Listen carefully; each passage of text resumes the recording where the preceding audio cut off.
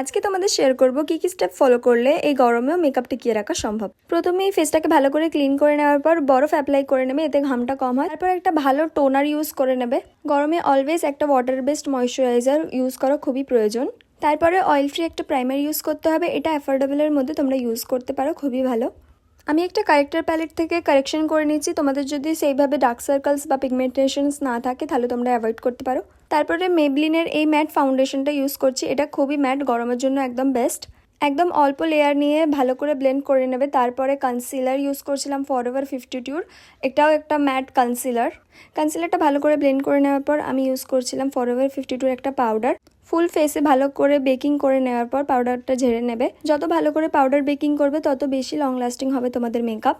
এরপর আমি ইউজ করে নিয়েছিলাম আইম্যাজিকের একটা ব্লাশ প্যালেট। আমি সেইভাবে কন্ট্রোল করতে পছন্দ করি না, কিন্তু ফেসটা অনেকটা ফ্ল্যাট লাগছিল তাই একটু শেডিং করে দিয়েছিলাম।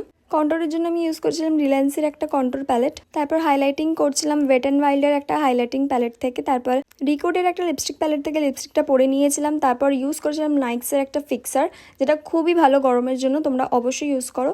অবশ্যই জানিয়ে তোমাদের কেমন লাগলো এই লুকটা। এই ধরনের সুন্দর সুন্দর মেকআপ লুক দেখতে আমাকে অবশ্যই ফলো করে দিও। আজকের জন্য টাটা।